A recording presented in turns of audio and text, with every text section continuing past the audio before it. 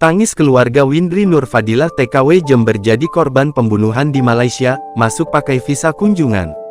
Seorang tenaga kerja wanita TKW asal Jember diduga menjadi korban pembunuhan di Selangor, Malaysia. Kabar duka itu membuat keluarga TKW terkejut. Diketahui, TKW itu bernama Windri Nur Fadilah, 19. Ninik, bibi korban nampak tak kuasa menahan tangis dan meneteskan air mata saat ditemui awak media di rumahnya. Dia mengaku sebelum meninggal dunia, keponakannya tersebut sempat menghubungi pihak keluarga pada tanggal 28 Januari tahun 2024. Terakhir komunikasi itu malam, sebelum dikabarkan meninggal itu.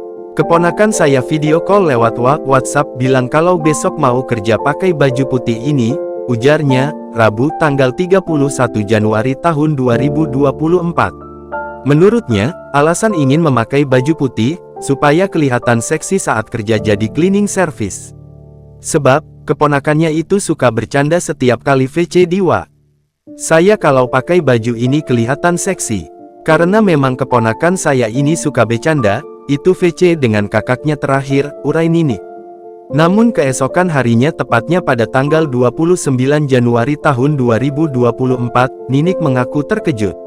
Sebab memperoleh kabar kalau keponakannya tewas mengenaskan di Malaysia.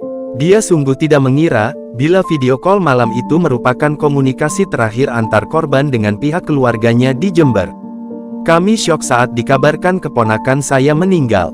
Tapi kami kembali lagi, mungkin semua takdir ilahi dan kami harus sabar menerima, ujar Ninik sambil meneteskan air mata.